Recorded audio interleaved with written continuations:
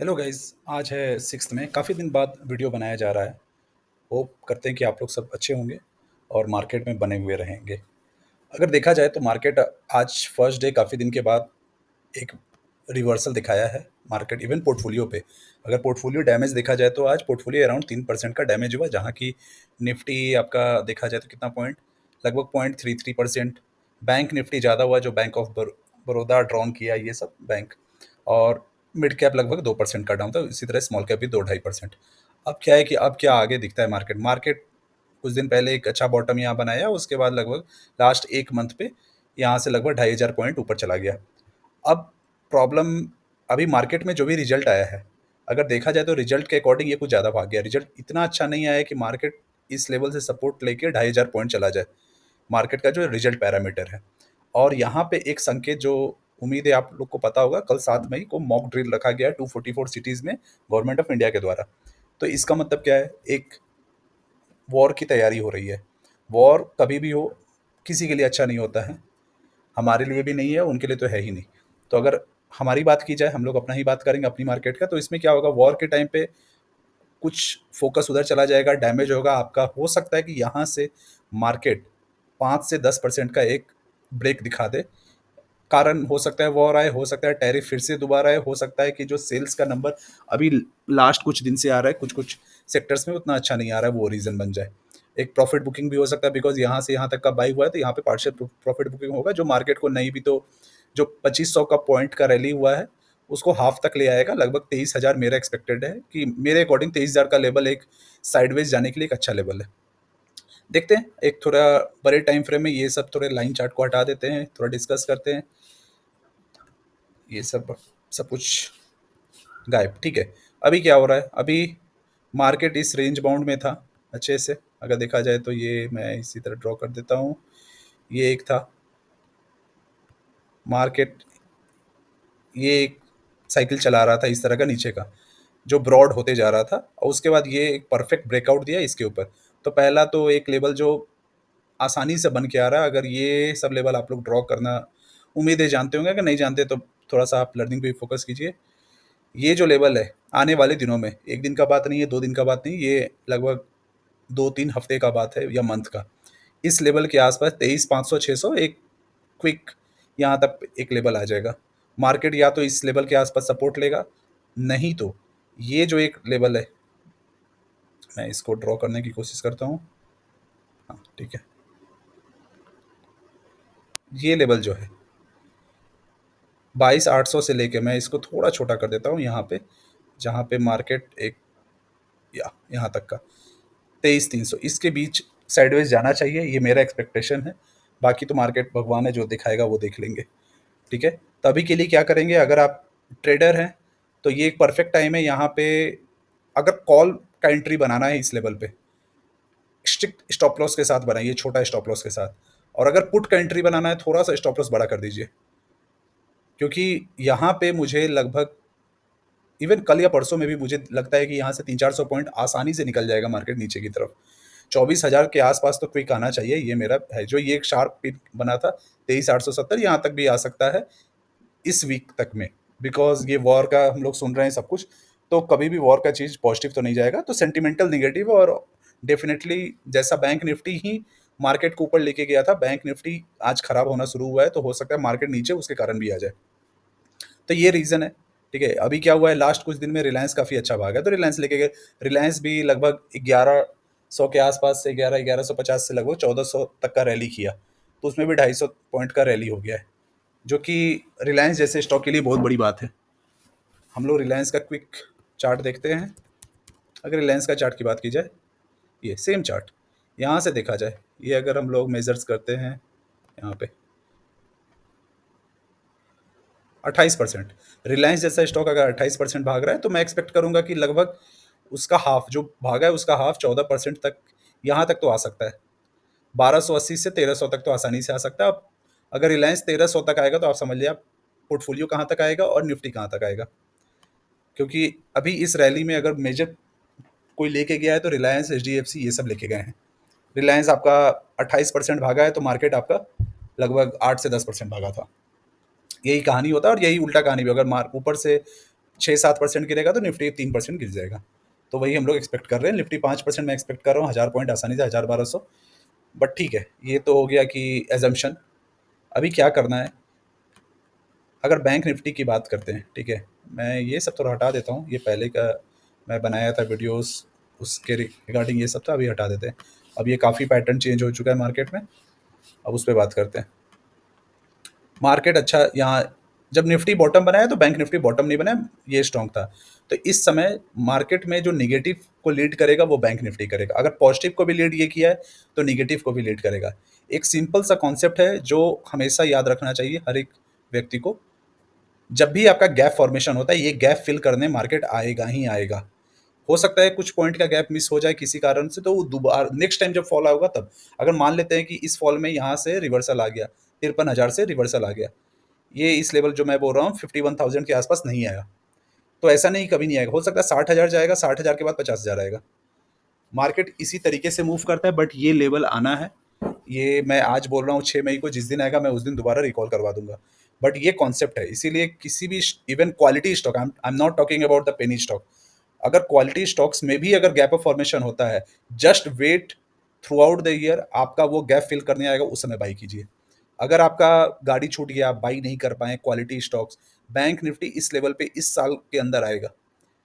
इस साल का अंदर मैं बोल रहा हूँ, अभी 54,000 है, 51, मतलब लगभग आपका, मैं बोल रहा हूँ 6% डाउन, आसानी से यहाँ से 6% डाउन आएगा। अब इस वीक में आता है, नेक्स्ट वीक आता है, या तो 6 महीने बाद आता है, जब आएगा उस समय अपॉर्चुनिटी ग्रैब कर लीजिए। अब आप बोलेंगे यहाँ पे भी गैप फॉर्मेशन हुआ था, बट ये गैप इधर फिल हो गया था।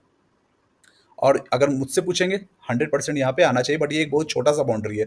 बट ये बाउंड्री अगर देखा जाए 51,200 से लेके 51,700, इवन 800, तो ये लगभग 600 पॉइंट का गैप आसानी से, ऐसा नहीं होगा कि छूटा रह जाएगा, वो फिल हो जाएगा। आप पास्ट जाके देखिए, चार्ट देखिए, जब भी गैप अप हुआ है देखिए वो फिल हुआ है कि नहीं।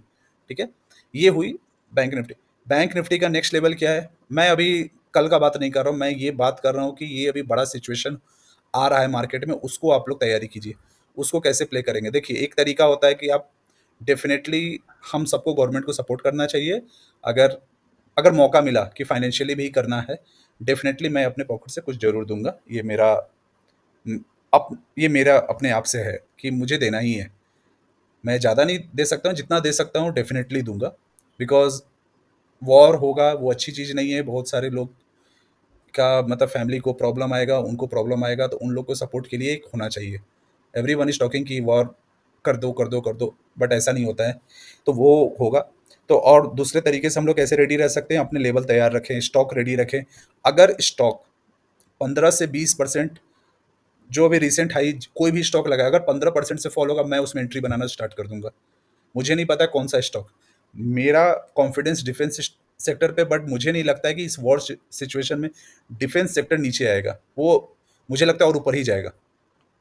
अगर ये मौका में आप शॉर्ट टर्म प्लेयर हैं, 100% अगर एक पुल बैक आता है कि हर एक स्टॉक में, डिफेंस स्टॉक में एंट्री बना लीजिए। अगर शॉर्ट टर्म है, मैं लॉन्ग टर्म सोचता हूँ तो मैं एंट्री बहुत छोटा बनाऊंगा, बड़ा नहीं बनाऊंगा। बट अगर आप शॉर्ट टर्म सोचते हैं, 100% आपको एक एंट्री बनाना चाहिए इस डिफेंस वाले हर एक स्टॉक में, जब तक वॉर की कहानी चल रही है तब तक। उसके बाद वो स्टॉक साइडवेज जाएगा। तो ये एक प्ले है। मेरा प्ले क्या है, अगर किसी कारण से वॉर का सिचुएशन आता है, ये सब आता है, मार्केट उसमें फॉल होता है, जो मैं एक्सपेक्ट कर रहा हूँ 5 से 10%, जो भी stock quality, example I am talking, कोई रिकमेंडेशन नहीं है। अब हम लोग क्विकली स्टॉक्स पे आते हैं, अच्छे अच्छे स्टॉक्स। एबीबी मेरे पोर्टफोलियो में ऑलरेडी एडेड है, मैं इसको वीकली पे देखो, क्योंकि मुझे लंबा देखना है।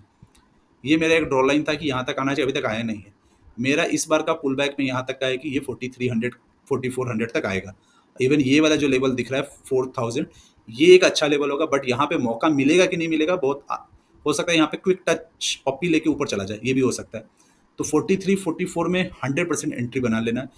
अगर आपका व्यू बहुत दूर का है, 2 साल 5 साल का है, पहला एंट्री 4800 के आसपास बना लीजिए।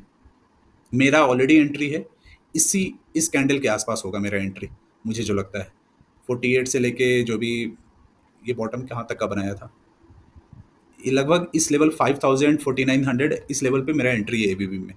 तो मैं उस 5% और लॉस पे जाऊंगा, अगर 5 से 10% उसमें, तो मैं बना लूंगा। वही मैं बोल रहा हूँ, अगर ऊपर से 15% गिरा, 15% गिरा, मैं एंट्री बना लूंगा। क्योंकि मुझे बॉटम नहीं पता, ये मैं क्वालिटी स्टॉक्स ये हो गया। आज जैसे सीमेंस गिरा, सीमेंस काफ़ी अच्छी कंपनी है, सबको पता है। डेली डेली आई थिंक आज गिरा हो, नहीं सीमेंस नहीं, Cummins I think, Cummins India, ये आज फॉल हुआ। ये एक अच्छा लेवल है, देखिए यहाँ तक आया, आदमी क्विक बाई कर लिए। तो ये सब अगर मौका आता है और फॉल होता है, परफेक्ट अपॉर्चुनिटी। ये टॉप से अभी तक कितना गिरा है अगर देखा जाए, इस लेवल से अभी इसके आसपास है लगभग 30%। 45 तक का एक्सपेक्ट कीजिए, 2200 2300 तक का लेवल परफेक्ट लेवल एंट्री बनाने के लिए। कमिंस जैसा स्टॉक अगर यहाँ पे मैं बात करूँ, ये 2023 अक्टूबर में 1700 का था।